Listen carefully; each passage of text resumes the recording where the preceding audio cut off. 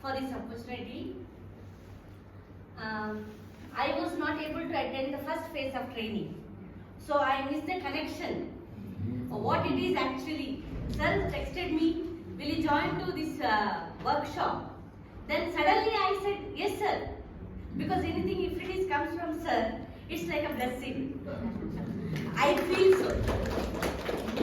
And at the time of online also, I was there in the process, but I couldn't understand what it is actually what to do. So my contribution was nil to that group, Marigold 2 group.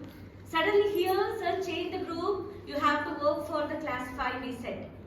Then I listened to Anita ma'am and Malini ma'am and those who are presented here, then we got the clear idea and sir supported a lot for us. And this multilingualism, in my classroom experience, I noticed that there is a poem in a 6th standard class, Rainbow. There is an activity to translate the poem to your mother tongue.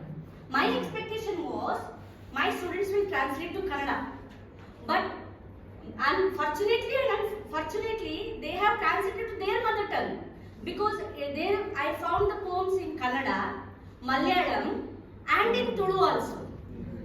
So, it was a great result. Now I am correlating those incidents with these processes. So, now I found the need of multilingualism with our students also.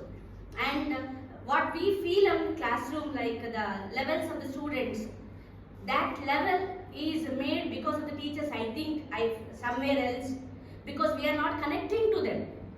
If we would have connected them, if we would have come to their level and to their language, maybe that whatever the example given by Mahante sir, it would have come and it would have give a good result for the teachers.